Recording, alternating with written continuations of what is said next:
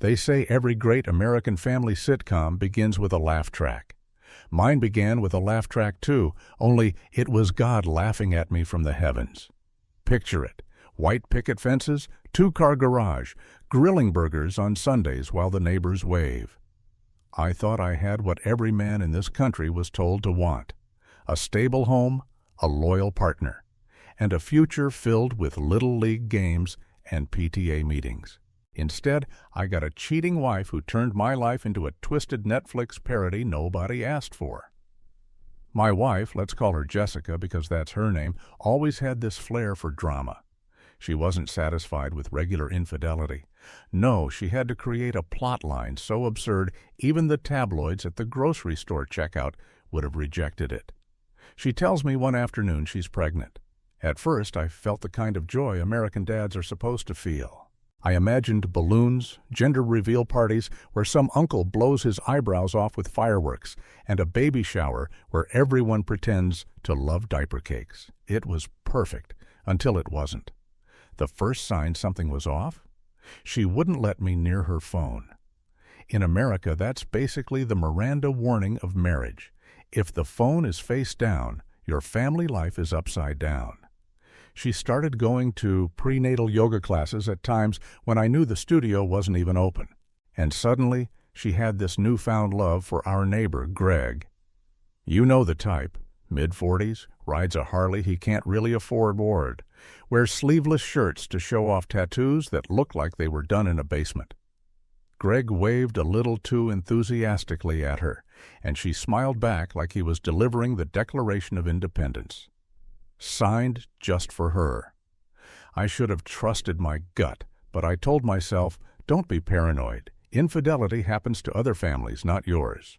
Jessica is just hormonal. Spoiler: hormones don't explain lipstick stains that don't match your wife's shade. Still, I swallowed the suspicion like warm Bud Light at a football game, convincing myself everything was fine. After all, what kind of crazy conspiracy theorist suspects his pregnant wife of cheating? Then came the ultrasound, the day every American dad dreams about. You see your baby, hear the little heartbeat, maybe shed a manly tear that you quickly disguise as allergies. We go into the clinic, Jessica holding my hand, squeezing it like she's the poster child for toxic love. The tech squirts that cold jelly on her stomach, and the grainy image pops up on the screen. Except instead of a Hallmark moment, the tech pauses, squints, and tilts her head like she just found Bigfoot in the womb. She excuses herself, whispers something to the doctor, and suddenly the room feels like a courtroom where I'm on trial for crimes I didn't even know existed.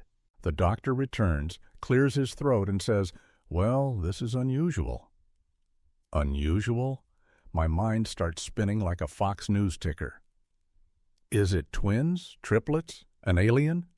Did my cheating wife manage to get abducted by extraterrestrials during one of her yoga classes? Jessica looks nervous, and I swear for a moment I saw Greg's smirk materialize in the reflection of the monitor. The truth was more devastating than aliens. The growth timeline didn't add up. According to the dates, conception occurred when Jessica and I were on opposite schedules, me pulling double shifts at work, her claiming she was at book club. Book club, my ass. If book club involved sweat, heavy breathing, and betrayal, then sure, she was a regular at the library. But wait, it gets better. The ultrasound showed not one baby, not two, but a bizarre anomaly the doctor called heteropaternal superfecundation. Leave it to America to make betrayal sound like a high school science fair project. Translation: twins with two different fathers. One baby was mine, the other was Greg's. I wasn't watching an ultrasound anymore. I was watching the trailer for the destruction of my marriage. Do you know what it feels like to sit there holding your wife's hand, realizing half of the squirming on that screen belongs to the guy who borrows your lawnmower and never returns it? That's betrayal in HD. That's the moment when the laugh track dies and the conspiracy theory becomes a courtroom drama. And Jessica? She didn't even deny it. She gave me those crocodile tears Americans have perfected since soap operas in the 80s. She said, "I didn't mean for this to happen." Right, because affairs are like potholes. You just fall into them by accident. That night, I went home, poured myself 3 fingers of whiskey, and stared at the family photos on the wall. Suddenly, every smile looked fake, every holiday card a lie. My American dream had turned into American Horror Story, and my cheating wife was the main character. I wanted revenge. I fantasized about petty revenge, like filling Greg's Harley tank with maple syrup or blasting polka music through his windows at 3 a.m., but deep down, I knew this wasn't just about revenge. This was about the collapse of trust, the slow death of loyalty, the toxic love story people whisper about at neighborhood barbecues. My marriage wasn't just cracked, it was radioactive, and I was stuck between raising twins with split DNA or walking away from the only life I knew. And just when I thought it couldn't get worse, Jessica leaned over and whispered the most American sentence you'll ever hear. "Don't tell anyone yet. Let's just keep this in the family." Family? Lady, this wasn't a family anymore. This was a live-action Maury episode, and I already knew the results. I was the father, and not the father. The night before the gender reveal, I turned my garage into a war room, which in the suburbs means a folding table from Costco, a pot of diner-strength coffee, and a corkboard with red string running between pushpins labeled things like Book Club, Ultrasound Tech, Greg, and Betrayal.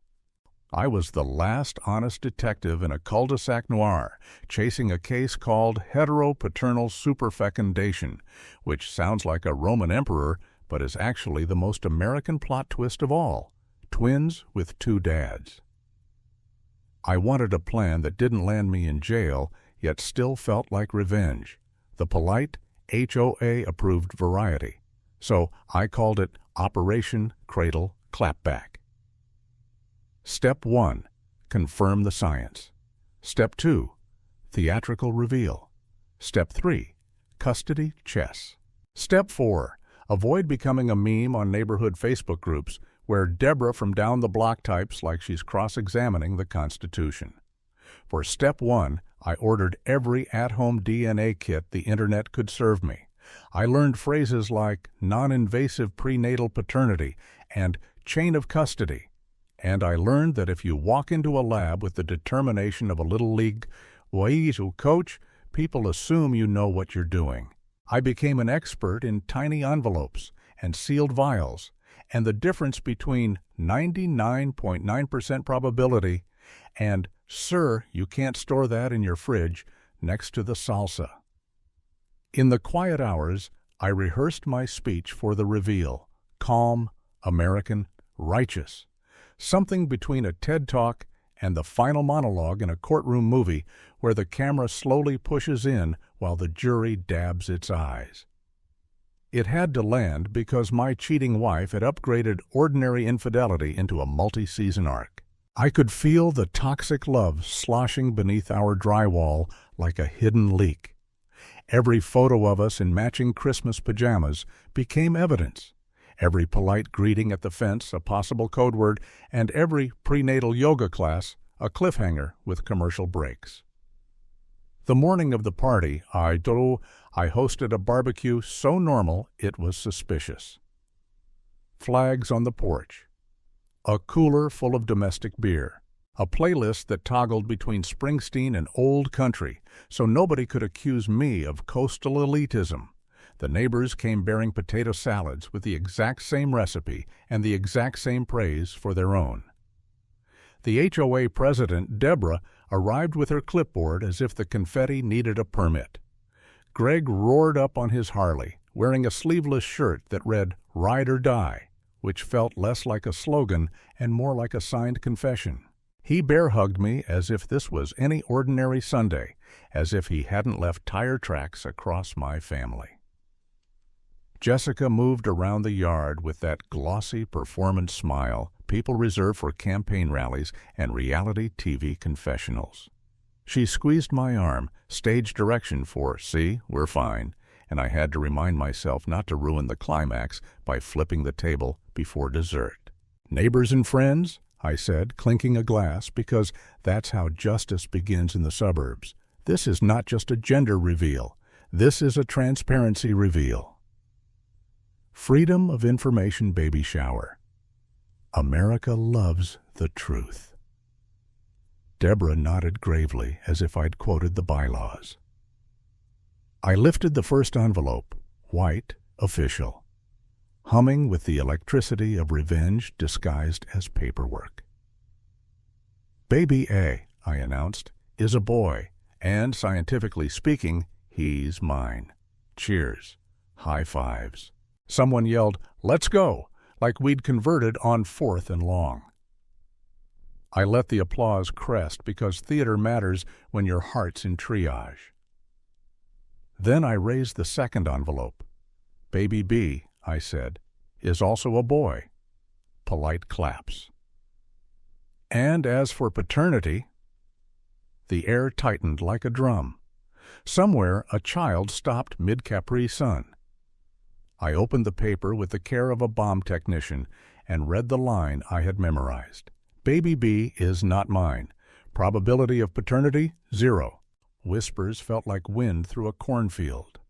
I watched Greg's face as if it were a weather map. He tried to play casual, but his smirk misfired and landed closer to, "Arrest me, officer." Before the crowd could finish its collective gasp, he lifted his hands like a tipsy defense attorney. "Look, man, I know what you're about to say." "Do you, Pooh?" I asked. "Because what I'm about to say comes with data." The confetti cannons for Baby B boomed, blue rain everywhere, while I held up a third envelope, the one the lab had warned me not to open at a party. "In the spirit of clarity," I said, "we sought comparative testing." You could feel the neighborhood lean forward. Fire up the popcorn machine. Cue the swelling strings. And Greg's voice cracked like an overinflated balloon. "And the results indicate that—" I paused long enough to mortgage 2 seconds for drama. "You are also not the father." Silence. Then the kind of chatter that flips cul-de-sacs into stock exchanges. Someone dropped a deviled egg. Deborah scribbled on her clipboard so hard she snapped a pen. Jessica's smile broke, not into a frown, but into something worse, stage fright without a stage. "That's impossible," she said, which is exactly what people say right before the universe shrugs. "It's not impossible," I replied. "It's statistics. Also, infidelity with a schedule. If betrayal were a color, you could have painted the siding with it." Greg jumped to his feet, puffing his chest like a middle school principal. "I had a vasectomy 5 years ago," he blurted, "and the guy at the clinic said it was varsity level." The backyard erupted. We had entered the realm of the American tall tale. Part science, part folklore, all suburban chaos. Somewhere, a grandparent murmured, "I knew it," the national anthem of gossip. The story I thought I knew flipped again, a double reverse flea flicker of cheating logic, and I realized the ultrasound hadn't ended anything. It had opened a larger door. If Baby B wasn't mine and wasn't Greg's, our family tree had a branch I couldn't name.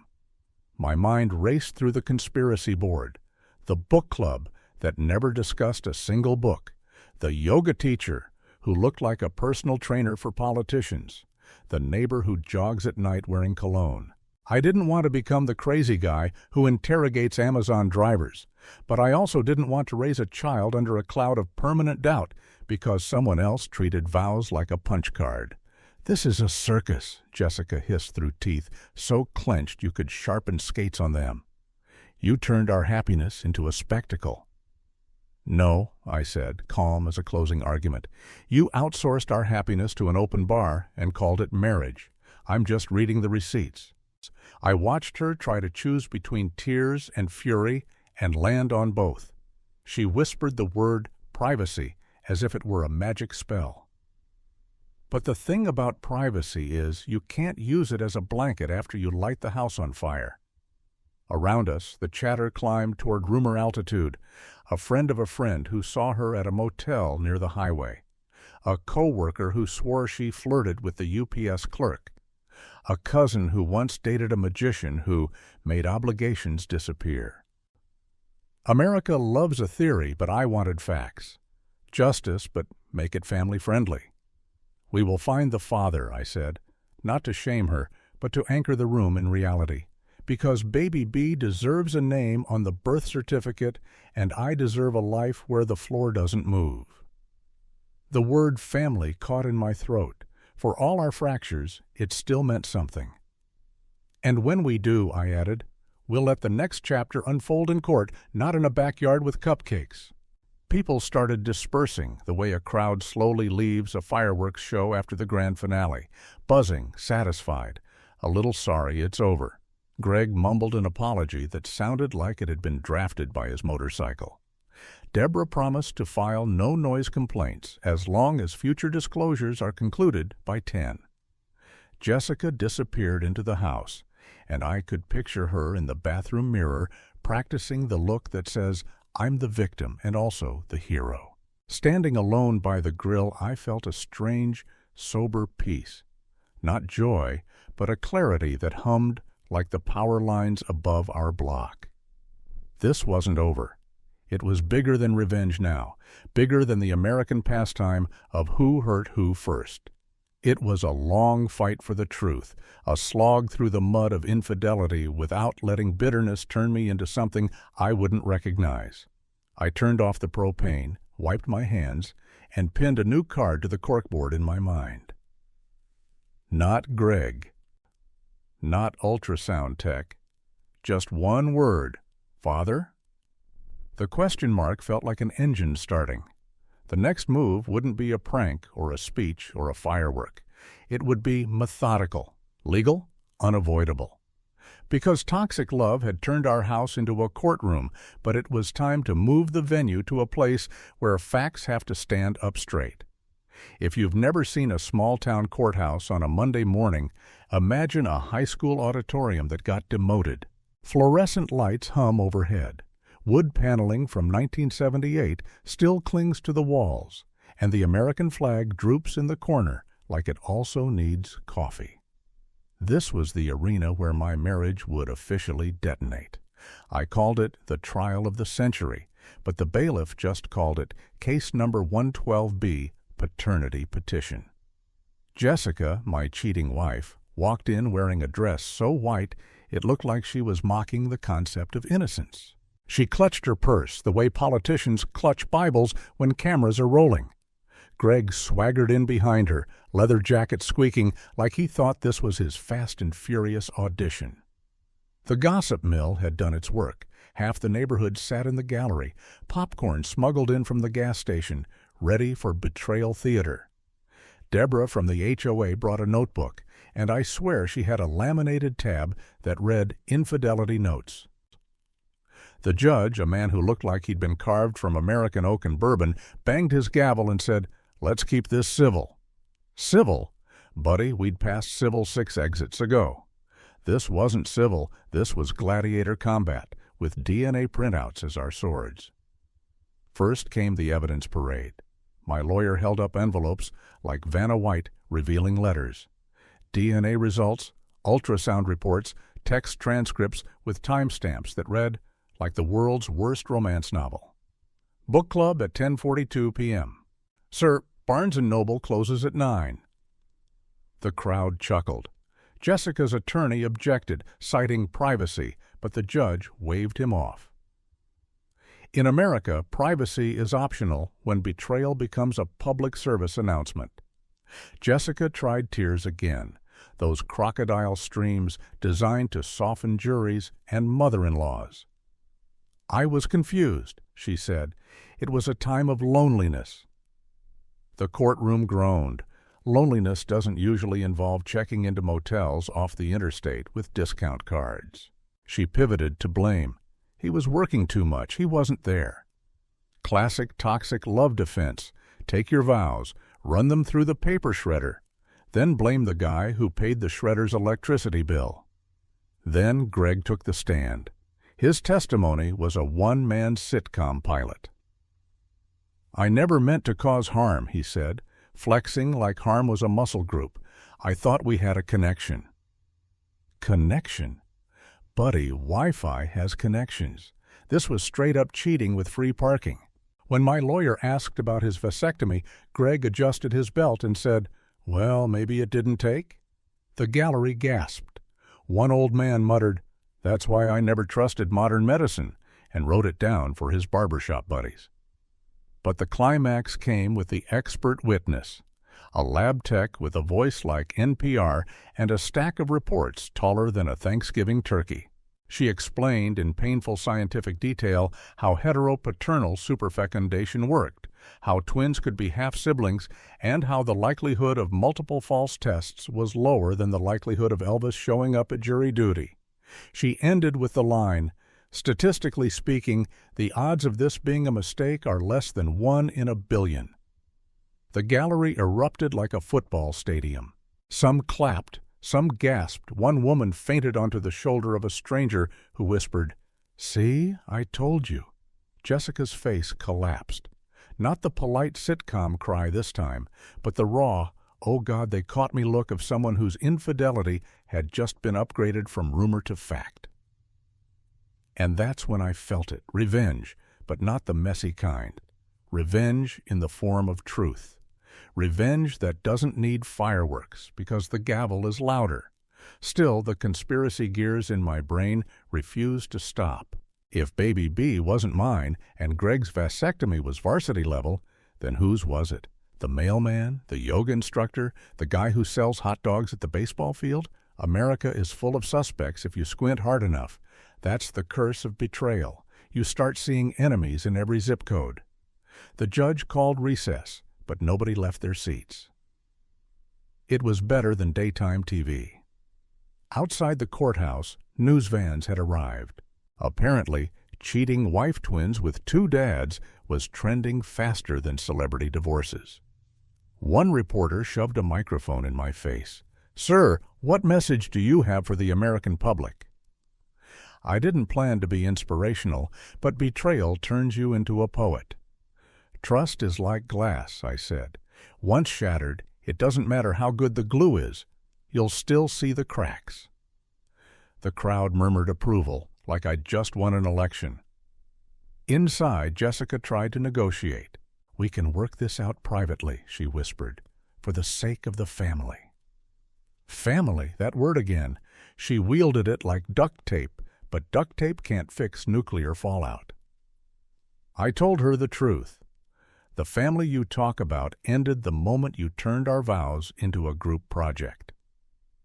The final blow came when the judge ruled for a full paternity panel across multiple candidates. Translation: we'd be swabbing half the men in town until baby B's father surfaced. My cheating wife had turned our marriage into a civic event. The betrayal wasn't just personal, it was municipal.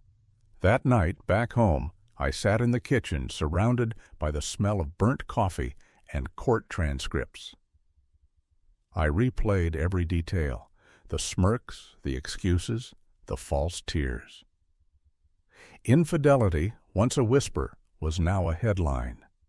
Revenge wasn't egging Greg's house. It was knowing the truth would follow Jessica like a parade she couldn't escape. I poured another whiskey, stared at the ultrasound pinned to the fridge, and laughed. Not a bitter laugh this time, but a parody laugh, the kind you hear at the end of a sitcom episode where the freeze frame catches the main character mid-smile. Because this wasn't just a tragedy, it was absurdist theater, and I was stuck playing the straight man in America's most unfunny comedy. And deep down, I knew this wasn't over. The real father was still out there. And when the truth came out, the finale would make today look like a rehearsal.